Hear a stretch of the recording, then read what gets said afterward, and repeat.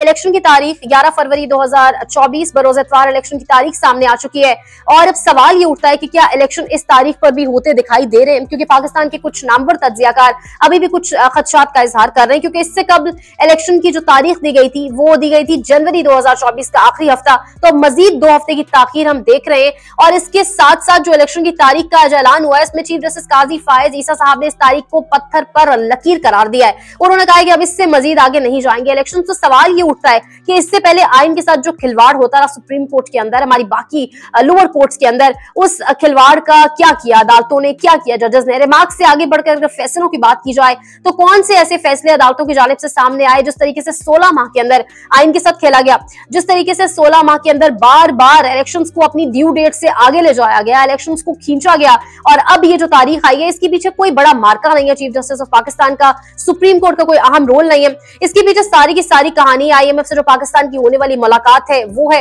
इसके पीछे पूरी की पूरी कहानी पाकिस्तान के आइन का खौफ नहीं है, इसके पीछे जो कहानी है वो IMF का खौफ है। कहानी जो है वो जो असल कुव्वतें, जो बैरूनी कुव्वतें जो यहाँ वजीर आजम को कुर्सी पे बिठाती भी हैं और जो पाकिस्तान में वजीर आजमों को कुर्सी से हटाती भी हैं। सो इलेक्शन की तारीख देना भी आज, पोलिंग डे की तारीख देना भी आज एक मजबूरी बन चुका था इदारों के लिए। आज ये एक प्रेशर था बहुत बड़ा कि तारीख एक सामने आनी चाहिए। इसके साथ साथ सिकंदर सुल्तान राजा साहब, चीफ इलेक्शन कमीशन पाकिस्तान, जो इस तमाम ड्रामे के अंदर जिनका एक मरकजी किरदार रहा और जिनका एक बड़ा अहम रोल रहा और जो असल कसूरवार हैं, जिन्होंने इलेक्शन की तारीख नहीं दी, जिन्होंने किसी इदारे को बाउंड नहीं किया कि इलेक्शन वक्त, क्योंकि इलेक्शन कमीशन का जो काम है इलेक्शन टाइम पर करवाना, हमेशा देखा गया कि चीफ इलेक्शन कमिश्नर पाकिस्तान इस चीज पे तो सीरियस नहीं दिखाई दिए, बाकी तमाम मामला पे बात करते दिखाई दिए। सो सिकंदर सुल्तान राजा साहब की क्रेडिबिलिटी पर आज बहुत सारे सवालात उठे। सवालात उस वक्त उठे जब काजी फायज ईसा साहब की जानिब से उन्हें ये ताकीद की गई या आप उनको कह रहे हैं कि सरजनिश भी की गई कि आप जाएं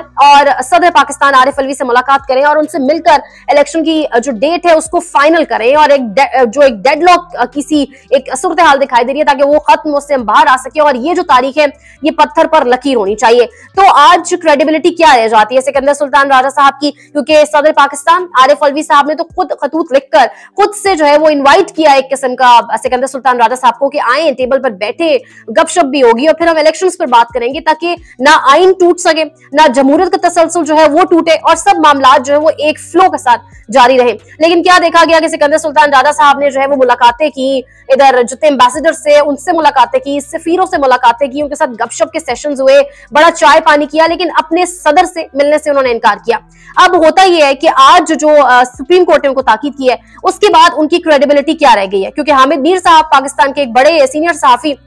उनके जानिब से भी ये स्टेटमेंट सामने आ रहा है कि सिकंदर सुल्तान राजा साहब को अब माफी मांगनी चाहिए, सदर पाकिस्तान से माफी मांगनी चाहिए बतौर इलेक्शन कमिश्नर,